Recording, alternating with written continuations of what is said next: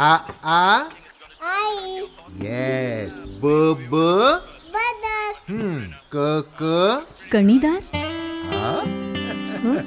ख ख खमंग. ग ग गोकुळतू. हा. अगदी घरच्यासारखं. कणीदार खमंग म्हणजेच गोकुळ तूप. राज्याचं लक्ष लागून राहिलेल्या कणकवली विधानसभेत महायुतीच्या नितेश राणेंच्या विरोधात लढण्यासाठी महाविकास आघाडीकडून अद्याप उमेदवार ठरेना. ठाकरे शिवसेनेकडून 4 जण इच्छुक आहेत, मात्र पक्षाकडून अद्याप कोणाचंही नाव निश्चित झालं नाही. त्यामुळे निलेश राणेंच्या विरोधात कोण लढणार याचा अद्याप तरी सस्पेन्स कायम आहे. पाहूयात.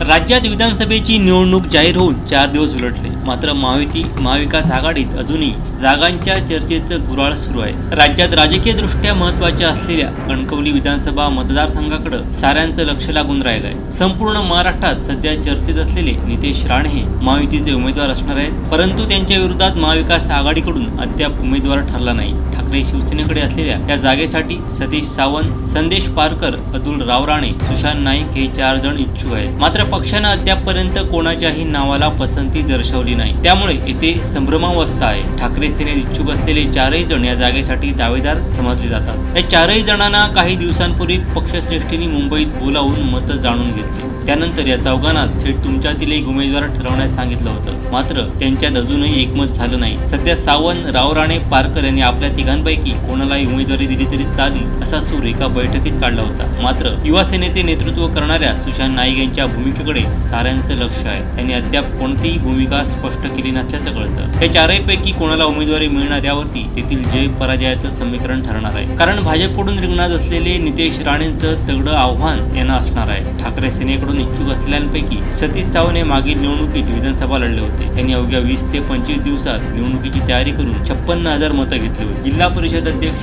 जिल्हा बँक अध्यक्ष आदी पदांचा त्यांच्या पाठीशी अनुभव आहे. तसंच ते शेतकरी नेते म्हणून परिचित आहेत. शेतकऱ्यांसाठी त्यांनी अनेक आंदोलनं केली आहेत. ही त्यांची जमेची बाजू आहे. दुसऱ्या इच्छुक असलेल्या उमेदवारांमध्ये संदेश पारकर यांचं नाव आहे. ते डॅशिंग नेतृत्व म्हणून परिचित आहेत. थेट ग्राउंडवरती जाऊन काम करण्याची त्यांची पद्धत आहे. त्यांनी कणकवली नगराध्यक्षपद, कोकण पाटबंधारे विकास महामंडळाचे उपाध्यक्षपद त्यांनी सांभाळलं आहे. याचा अनुभव त्यांच्या पाठीशी आहे. तसंच शरद पवारांच्या मुशी शिकलेलं हे नेतृत्व आहे. त्यांच्याबरोबर ओबीसी समाजाचं ते प्रतिनिधित्व करत आहेत. या मतदारसंघात ओबीसी मतं ही लक्षणीय आहेत. याच मतांवरती बरीचशी राजकीय गणिते अवलंबून आहेत. ही मते महाविकास आघाडीकडे वळवण्यासाठी त्यांनाही संधी मिळू शकते. गेली 10 वर्ष कणकवली विधानसभा मतदारसंघात काम करणारे अतुल रावराणे हे उमेदवारीसाठी दावेदार मानले जातात. त्यांनी या मतदारसंघात गेली 10 वर्ष विविध सामाजिक उपक्रम राबवले. देवगड व वैभववाडीत त्यांना मानणारा मोठा वर्ग आहे. तसंच राणेंना थेट अंगावरती घेणारं नेतृत्व म्हणून त्यांच्याकडे पाहिलं जातं. त्याचबरोबर आर्थिकदृष्ट्या सबल असल्यानं त्यांच्या नावालाही पसंती मिळू शकते. या तिघांसोबतच युवा सेनेचे जिल्हा प्रमुख सुशांत नाईक यांचंही नाव समोर येत आहे. त्यांनी वर्षभरापासून याकरता तयारी सुरू केली आहे. युवा सेनेच्या माध्यमातून विविध सामाजिक उपक्रम राबवले आहेत. काही वेळेस आंदोलन करून त्यांनी लक्ष वेधून घेतलं. युवा सेनेच्या माध्यमातून त्यांनी या मतदारसंघात घरोघरी पोहोचण्याचा प्रयत्न केला आहे. मात्र यांच्यापैकी कोणी उमेदवार असला तरी नितेश राणेंचं त्यांच्यापुढं कडवं आव्हान असणार आहे.